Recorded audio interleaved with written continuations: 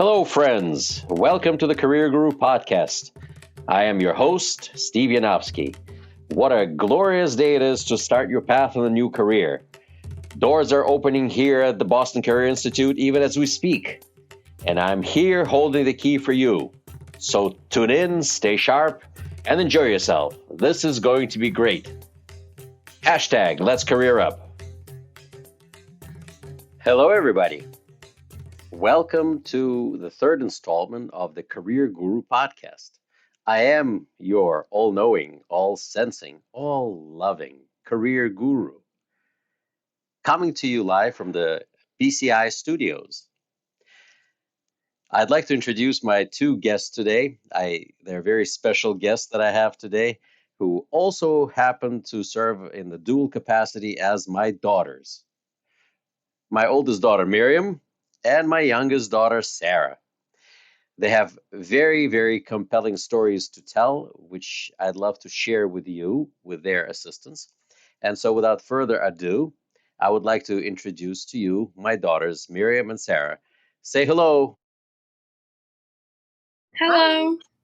Well, that was It's a Miriam. pleasure to be on with you today. A pleasure to be on with who? With you, the career guru. That's more like it. That's more like it. So I'd like to be called by my official title in this place.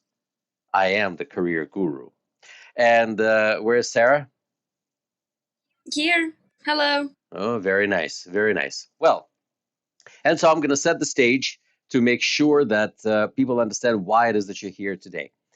Well, I'm going to throw you under the bus, and I'm going to say that both of my daughters are high school dropouts. I did That is the truth. I did my best. I did my best. And so both of my daughters, as if by some divine command, dropped out of high school at the end of their junior year. But that did not stop them from accomplishing things and achieving success. So I'd like to start with you, Miriam, if possible. Um, Walk me through what happened after you decided to leave high school and what it is that you decided to do first before you embarked on your journey to achieve your career success. And we'll talk about your career in just a minute, but talk your way through for us, please, what happened right after your junior year ended. Well, my junior year ended, and it hit me pretty quickly that I thought I was just done with high school. I just didn't really think that there was anything left for me in high school anymore. So I wanted to see what else in the world there was. What can I do with my life? And immediately just decided, hey, you know what? Let's go to BCI. Let's start my career off.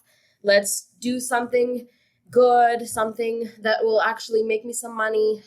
It's not a very long program. I could do it over the summer, and let's just try that. And so I started, and I became a medical assistant at BCI first.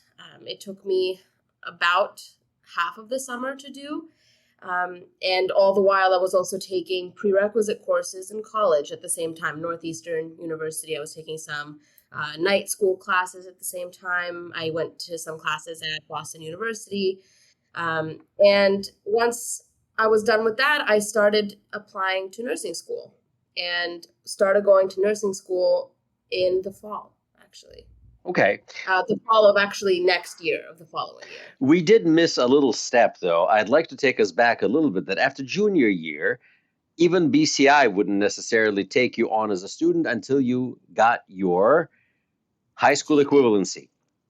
So I just want to go back to that a little bit and make sure that people understand how important that step was. And how did you prepare for that? And what did you do? How did you manage that? Tell us about it.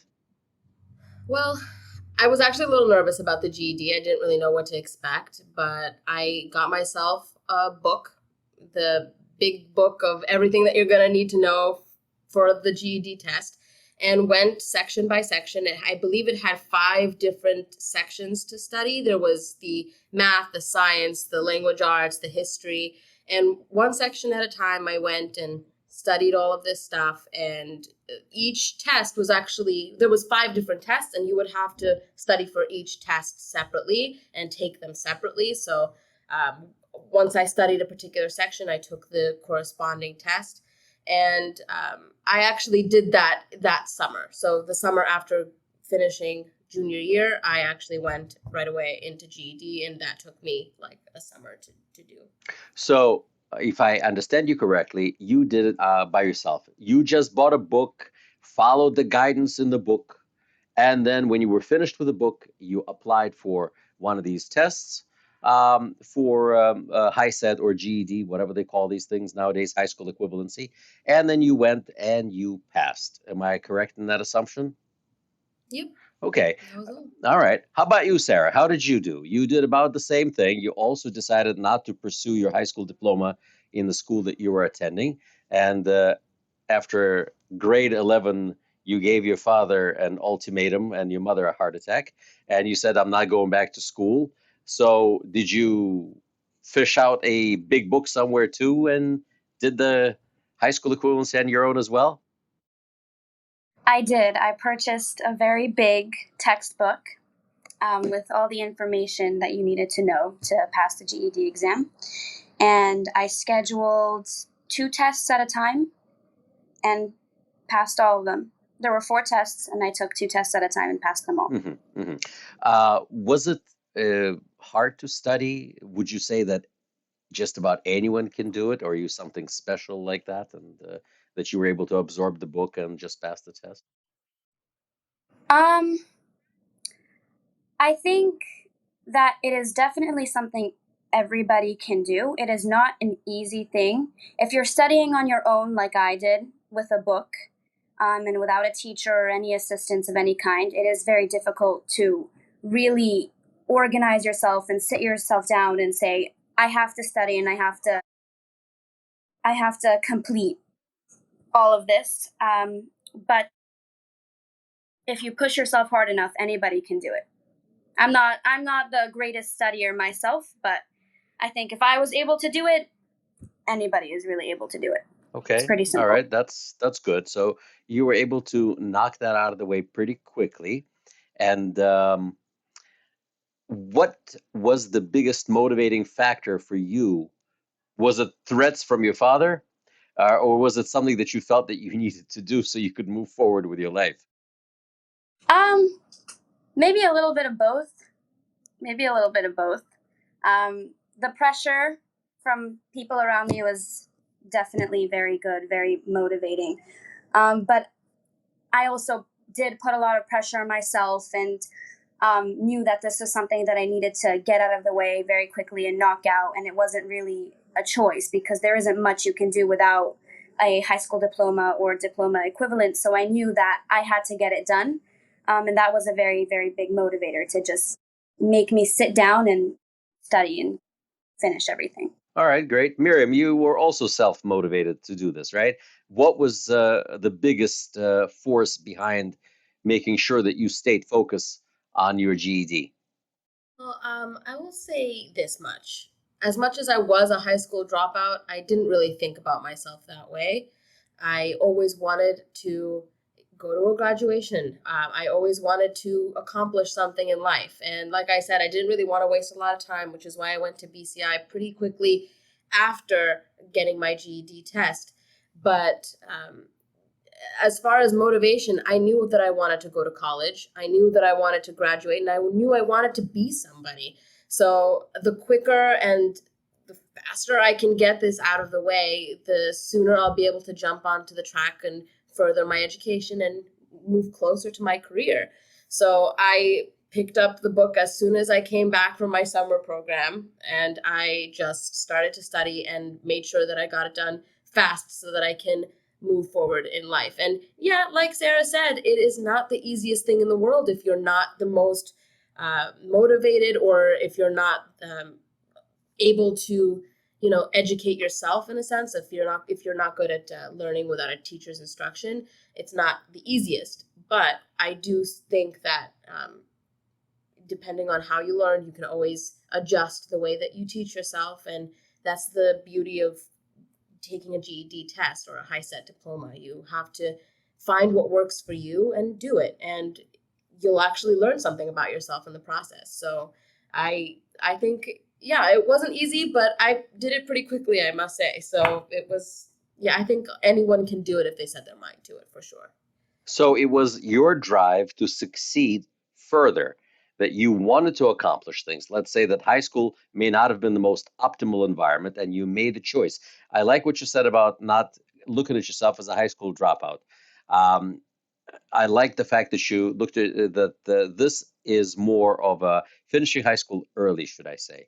So instead of failure, we look at this as a success. Very good, very good. I appreciate that, and that's how I saw it too. I did see in real time that both of you um, uh, made a great leap into this unknown, and you were able to take this big book and without any further assistance from me or anyone else for that matter, move forward and complete this important task. Without this, there all the doors remain closed into a professional setting, and that is something for everyone to understand. All right. Well, so you selected medical assisting when you went to BCI. Tell me a little bit about the training that you received, how you interacted with your instructors and your classmates, and how did you, whether you enjoyed the education and the skills that you acquired. Absolutely. So, medical assisting, I felt like was a great step for me because my goal, my dream since I was a young girl was to go to nursing school. So, I thought that what better way to get into the medical field than by taking a course that was integral in the medical field, the medical assisting program. So, I started with that. I loved my classmates. I was the youngest one there. There was a lot of people that were much older than I was, and a lot of them kind of looked at me like, why are you here? Why don't you just go to college? And I was like, you know what? This is the greatest place. I'm going to start with here first. And so my teachers were amazing. The best part of this program in general that I loved was that it was so hands-on, that it wasn't sitting and learning from a textbook like you're used to all of your life. In college too, you're sitting there at a desk most of the day. You come home and you're studying from a book all day long. But at BCI or in general, I'm not really sure how other programs do it, but this was an amazing program because yes, there was some textbook learning that you did have to do, but most of it was hands-on skills. Most of it was learning just by doing. And that to me was amazing. So I would go and I would actually practice all the things that I was taught. So we were learning things like how to take vital signs like blood pressure, uh, heart rate, respiratory rate, temperatures, all of that. We learned how to take EKGs. We learned how to give all sorts of injections, how to draw blood, phlebotomy. And by the end of the program, I felt like I was pretty competent in all of those skills. And I can only thank my instructors for that because they were phenomenal. Not only that, but I also learned some billing and coding, which has actually come in handy later on in my life, as it turns out. And yeah, I very much enjoyed my program. I enjoyed being able to practice my skills in real time and leave that program feeling like I can actually do this in the real world. That was unique, I felt like. And you know what? It actually did give me a little bit of a head up in nursing school because, believe it or not, in nursing school, they don't teach you how to draw blood. And even though nurses in general, their main job in hospitals, or not main, but one of their jobs is to put in IVs, for some reason, this is not taught in nursing school at all. So everyone's standing there asking me, how do you know how to do this? And I'm like, I went to medical assisting school and I learned how to draw blood. And they're like, well, is that similar to putting in IVs? Yeah, it's pretty similar. And that sort of gave me that head up that I needed. And I actually felt like I had more experience than some of my classmates did in the field, which was amazing. Great, So, great. Let's hold the thought about the nursing school. We'll come to that in just a moment. Now, Sarah, your turn. Now, you chose a slightly different path than your sister. After completing your GED, you thought about which way you're going to go. Nursing was not the thing for you, but you enjoyed visiting a dentist's office. So you decided to join the dental assistant program after completing your high school equivalency. Tell me how it went for you. How did you do in dental assisting? What do you think about dental assisting now that you are fully finished with the program? Whether it's everything that you thought it may be. So tell us about how the program went for you, what you learned, and whether you got to practice some of the stuff. Go ahead, take it away. All right. So I very, very, very much enjoyed the dental assisting program.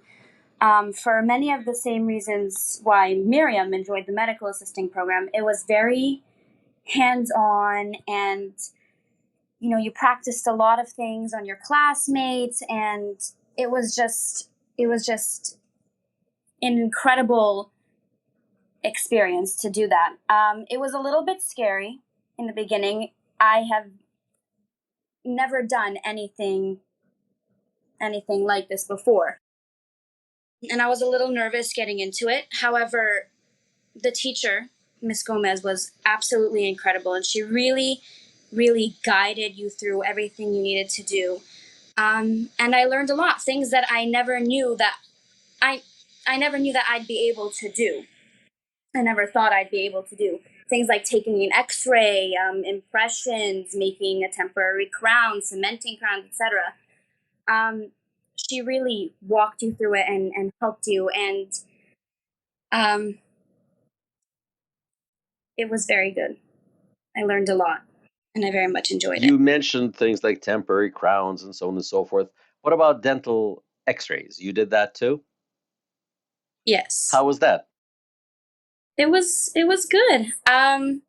It seems a little bit complicated in the first, like in the beginning.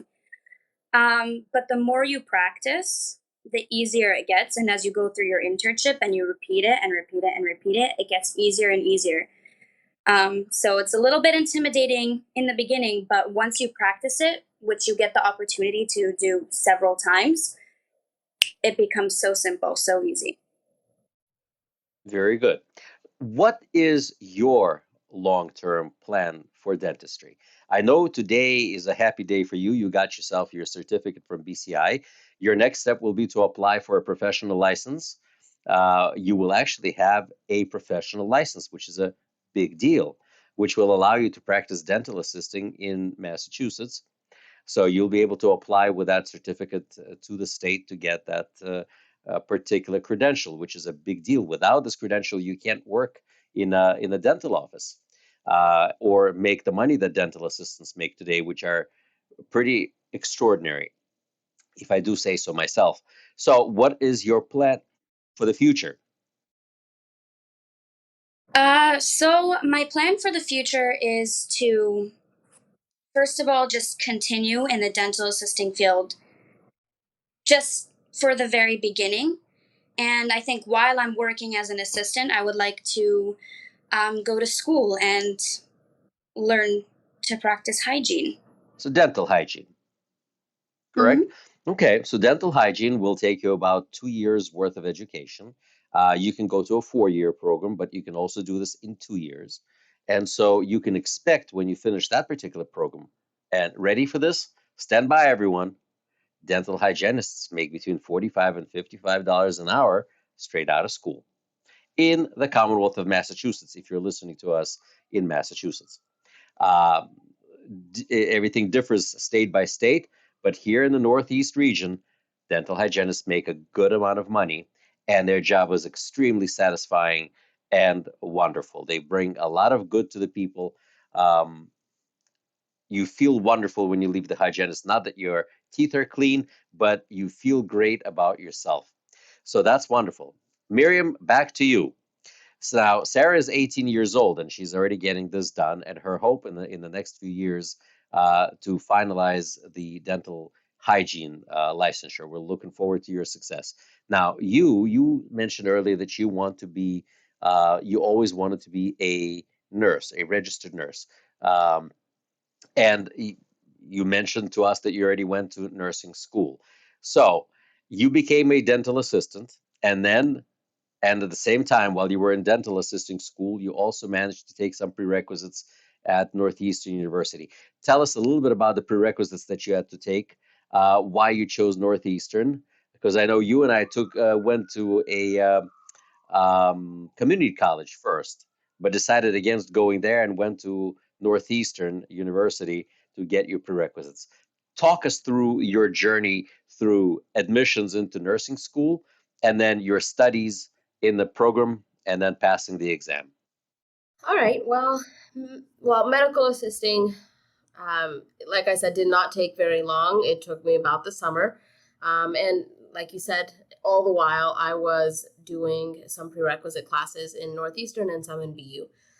So Northeastern and Boston University, and actually most colleges these days have night school programs, which to me was useful because that meant that I could do things during the day, like go to school, and at night go to a class or two. And I think it was twice a week. The classes that I took for prerequisites were anatomy and physiology with a lab and a basic algebra class. That is what I took.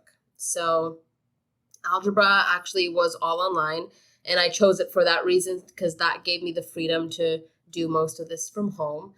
And anatomy and physiology was on campus, and like I said, it was during the night, so I would go to class at like 8 o'clock and come home at around 9:30, and it was amazing. I chose Northeastern just for that reason because I didn't need to sign up for an entire program. I just could sign up for a class or two in the evenings, sort of mold it to my schedule, and go from there. So once I finished my two prerequisite classes, I applied to nursing school. And yes, as you said, we did, in fact, look at different places to go to nursing school. We started off with a community college. We looked at Bunker Hill, if I don't remember correctly. There was Bunker Hill Community College. We went over there, and they were telling us, oh, it should take you around 4 to 5 years to complete an RN degree. And I was like, why? And you end up with an associate's degree too. It wasn't like you ended up with a bachelor's. You were required to take like 1,000 prerequisites on top of your nursing classes, and it was absolutely ridiculous. And not to mention, it cost a fortune to go there for no reason at all. So we decided to look elsewhere, and we found a private college called Bay State College. They have not many programs. They have like 6 or 7 programs, not many. And one of them was nursing. We liked the fact that it was actually an accelerated program, so it takes an average of 2 years to complete a associate's degree in nursing. And we decided to go there, and they only required that you had a basic math and a basic science. And they also required you to take a test called the TEAS test. I don't remember what TEAS stands for, TEAS.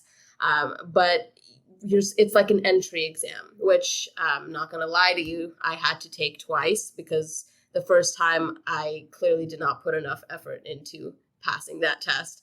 But I took it a second time because I was determined to get into this school, and passed it the second time I did it. Were there Once I prep passed, materials? Were there prep materials available to you for TEAS test? yep. Yes, there are.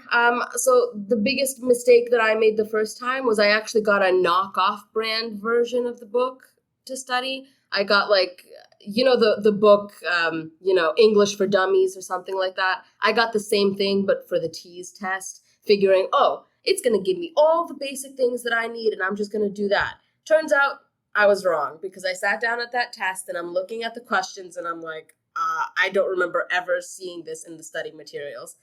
And the second time I took that test, I actually spent the money, which, I spent the money and got myself the real book from actually ATI, which is the organization that runs the TEAS test and actually ran some of the nursing school program, as it turns out. ATI is what's responsible to helping you prep for the license exam for nursing called the NCLEX. So long story short, I bought their book, I bought their practice tests, and I studied everything in those books. I took all the practice tests, and I passed with flying colors the second test. And once I did that, I started the program. I began late August, early September of 2015, I believe. Excellent. Excellent. Tell us a little bit about nursing school. How was that experience for you? Oh, nursing school was hard. Nursing school was a commitment. I was 18 when I started, and I was the youngest one again in my program, which is bizarre because I'm looking nowadays and every single person I know that's, right out of college or right out of high school is going to nursing school, and it was totally normal. But for some reason in my program, everyone was in their like late 20s, early 30s, if not older. And it was much different than anything I've ever experienced. It was different from the prerequisite classes I took in college. The classes were nowhere near the same in terms of style. In terms of exams, they were completely different. The tests were so hard for me. Like, it took me a very long time to actually adjust to the nursing school program. And the teachers, for some reason, everybody had this mentality of like drill sergeant. You have to pass all of these tests or else you will never be a nurse. And I'm thinking to myself, okay, sure. And I thought that I was studying until I was blue in the face, and yet somehow I still managed to get low scores on my test, and I did not know why. It took me until like my second year of college to finally understand what I was doing wrong and to fix it. So if I were to give anybody advice for nursing school, it would be to find an older nursing student, somebody who's been around the block a couple of times, and ask them their secrets, because they will tell you something. They will give you advice, because going in, even from other college programs, any of them, it's not the same as nursing school. It's just different. The way that they have their tests is different. So it took me a little bit more than 2 years in the end to take the NCLEX. It was like 2.5, not much longer, almost 3, I think. But once I did it, it was like, I'll tell you this. I had my dean of education come over to me one time and tell me, you know what? If you can't pass this, you're never going to be a nurse. I'm telling you right now, you don't have what it takes. And I'm like, okay, well, let's see about that. And I ended up graduating and passing the NCLEX. And I thought to myself, hey, you know what? That was just to show my dean that I could. And I did. So I was very proud of myself that day. But it was not easy. And the only thing that got me through the whole thing was just looking at my future and looking at what I wanted to do and looking at my goals. And being a nurse was my goal. That was it for me. That was it. So I pushed through, and nothing was going to stop me from finishing. And I kept on studying until I couldn't study anymore. And that was until after the NCLEX. What would you say?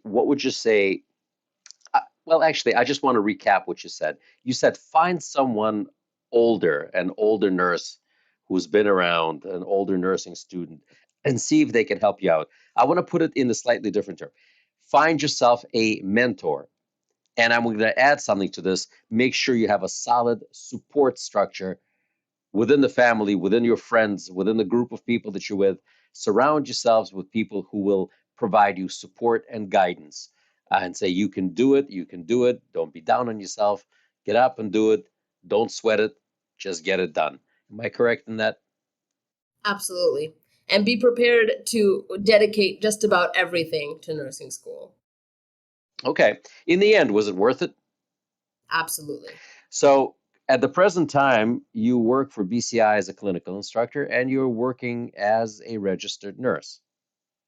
I am. Okay. You also have a family, Do. and you also can pull it off. I think so. Okay. So far, so good. Well, that's the most important thing. That's the most important thing. Can it be done? And the answer, it seems to me, is yes. Should it be done? For all the people considering entering the healthcare field and considering nursing, what would be the motivation, from your standpoint, to be a nurse? Well, as much as I would love to say it's the money, it's not the money. You make a good amount of money, and I think that's always important to note that if you're looking to get into a career, don't try to get into a career that's not going to make you any money, because if you want to support your family, you need to find something that will pay you. So money is definitely a factor, but to me, nursing was always a way to help people. To be a nurse means to be present during potentially somebody's hardest day of life. And it means that you have to be able to give somebody that comfort and to support them through that hard day. And that's what nursing is. It's holistic healing. It's not just looking at the person's diagnosis and thinking, oh, well, you have this, so I'm going to give you this medication. It's being there for the entire person. It's seeing the diagnosis and thinking, okay, well, how is that affecting this person? How is that person going to take that diagnosis emotionally? What other physical symptoms might they experience because of the medications that they were just put on? So all of this together means that the nurse needs to be able to, assess everything and care for that person. Also, all the while making sure that they are able to, maintain their own emotional health and not going overboard with empathy, because that is a very big case of burnout for nurses as well. I personally love this job. I started off as a nurse in home care, and I took care of the elderly for a couple of years. And to me, it was a big, jump into the field, because home care is actually a specialty. And I got into that right out of school by some miracle. And I learned so much from that job. It was absolutely incredible. And my boss taught me everything that I know today. And she showed me how to be compassionate, as much as I knew that already. She showed me even more how to be compassionate without damaging yourself. And it was a big lesson to learn. And I carry that with me every day. And it's amazing. I love being a nurse. I love working as a nurse, and I actually love teaching as well. So I think it all comes full circle. So now you're able to mentor all the people coming to BCI for medical assisting, that they can actually go ahead and do this and they can become a registered nurse. And in reality, without really disclosing what nurses make, but it's not an unfair statement to say that nurses make from start in Massachusetts close to $100,000, if not more, um, when necessary, without too much of a specialty. So making really good money is certainly within the reach for most people interested in healthcare. Very good. Well, let me switch to your sister for a second. Now, Sarah, you're 18 years old. Your plan is to return after your year of studies in college coming up, and you're planning to go to dental hygiene school. I'm going to tell you that dental hygiene school is very similar to what nursing school is. That drill sergeant mentality is built into everyone who is teaching in allied health programs. Allied health programs are programs having to do with nursing, medical imaging, dental hygiene, nuclear medicine, all these subspecialties of medicine which service people. They're built to be tough that way, because making a mistake in these environments sometimes may cost someone their life or limb, or just stress them out to beyond belief, them and their families. It's never just one person that gets hurt. So what would you say to people considering dentistry as their first step into career? Is it doable? Is it manageable? Is it rewarding? You've talked to some of the people in your class, how well they're doing. What were their experiences? Give us a little glimpse into that, and then I'll leave you alone. I promise. I think that going into the dental field is very manageable. I think, first of all, starting off with dental assisting is a very, very good first step. Um, it is very doable, very manageable. And my advice for people is just to be confident and not be afraid to take the leap and do it. While things may seem scary, and it may seem scary to think about working in a person's mouth and having to take an x-ray and use tools inside of a person's body. It might seem terrifying. Just not don't think about those kinds of things and just have complete and total confidence in yourself and think, I can do it, and just push yourself and go into the field. Don't be scared, and make sure to have a lot of support. Well, very good. And don't be scared for several reasons. A, thousands of people before you did it. And B, you will have wonderful teachers, wonderful instructors who will hold your hand all the way, get you trained and prepared. And then you will go for your internship where you work with other professionals who will teach you. Sometimes a little tough love will go along the way with it, but within reason. And then you'll come out a pro.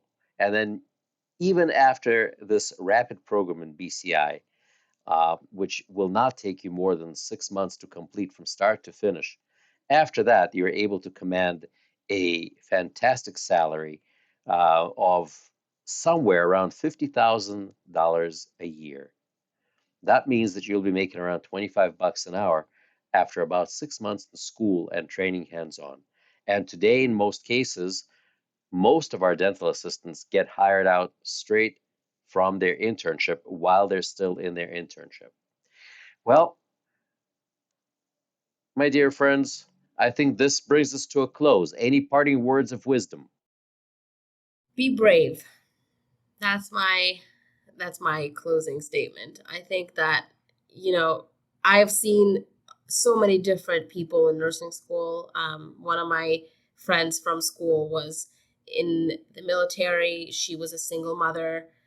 She had a full-time job and went to nursing school and pushed herself and made it and graduated with flying colors. So I think, and it was hard for me without any of those things. So all I'm saying is, at the end of the day, yes, it's hard, but if you have that goal, if you have something that you want to accomplish in your life, don't be afraid of failure.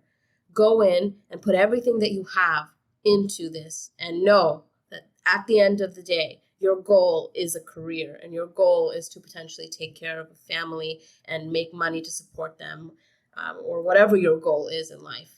So just be brave and jump in head first. And if you need that support, make sure that you have it, but just concentrate on that goal. Well, and there you have it, my dear friends. And this concludes the third installment of the Career Guru podcast.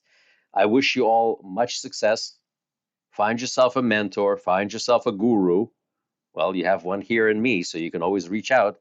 I'm here for you. I am the all-knowing, all-sensing, all-loving career guru, bidding you farewell.